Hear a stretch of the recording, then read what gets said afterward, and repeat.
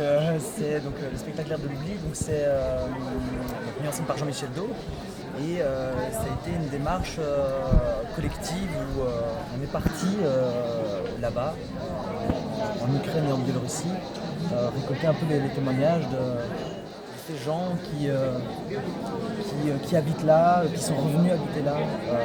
L'idée c'était de faire un constat de, voilà, 30 ans plus tard, qu'est-ce qui se passe, qui sont ces gens, comment ils se sentent, comment ils ont vécu cette catastrophe il y a 30 ans et où on en est aujourd'hui.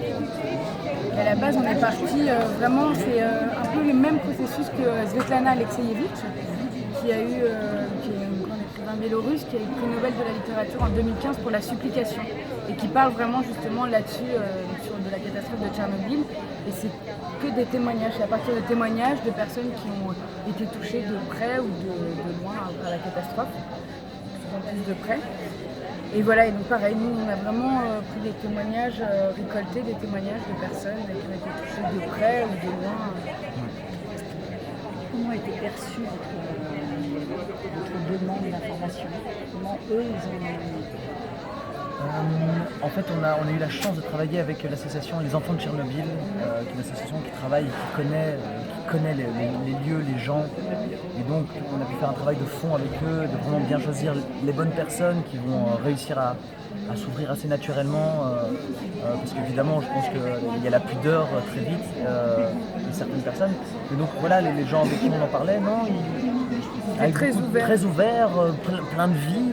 Ça, c'était la chose qu'on a retenue de ces rencontres, c'était des gens qui étaient remplis de vie, et c'est ce qu'on a voulu sortir aussi sur le spectacle. C'est, malgré ce monde un peu poétique avec les marionnettes qui donne un côté très sombre, qui représente l'invisible, et donner de la vie avec ces personnages qui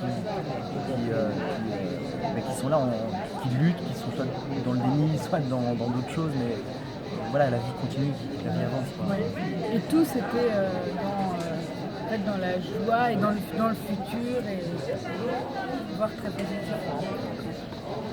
Et vous leur avez donné la possibilité de voir ce que vous avez fait. C'est en discussion. Pas pour le moment, vu qu'on l'a créé en Belgique et que toutes les personnes qu'on a rencontrées c'était en Biélorussie et en Ukraine. J'ai pas l'occasion de venir. Mais c'est en discussion pour peut-être aller le tourner en Biélorussie et le traduire. Mais on aimerait beaucoup. Ouais. Pour partager. Oui, Complètement. Après, il y en a certaines déjà qui ont déjà vu justement de l'association, notre traductrice, Olga, des gens un peu sur place qui sont venus, qu'on a déjà pu échanger sur. Mais il y a la grosse discussion de comment ils vont le recevoir, parce que je pense que c'est pas la même perception. Je veux dire, nous, l'idée c'est justement de l'ouvrir au monde, parce que le monde se pose ces questions de. En fait, finalement, c'est Tchernobyl, où on en est, qu'est-ce qui se passe. Je pense qu'on a des clichés de Tchernobyl. Donc voilà, eux, c'est leur quotidien. Donc ça a un intérêt différent, je pense, d'aller jouer là-bas. Et d'ailleurs, quand on est parti, moi je sais que j'avais, par rapport à tout ce que j'ai vu, lu, je me suis dit, ok, ça va être hyper noir. En fait, on n'est pas du tout. Vraiment pas du tout. Donc, vous l'avez bien fait ressentir, ce contraste. Ouais. Ouais. Et nous aussi, en tant que comédiens, faire partie de l'aventure créative avec le metteur en scène, d'avoir rencontré ces gens, ça nous donne une légitimité de parole. Ouais. Avec, et avec la créatrice qui a fait les marionnettes, le avec vidéaste, le vidéaste. voilà, c'était important d'être tous là pour avoir cette légitimité d'en parler, de prendre parole. Ça aurait été très différent d'avoir reçu juste ces textes et d'essayer de Ça donne de l'authenticité justement à ce que vous racontez. Pas juste un récit comme ça. Ouais. On sent On a été empreint de.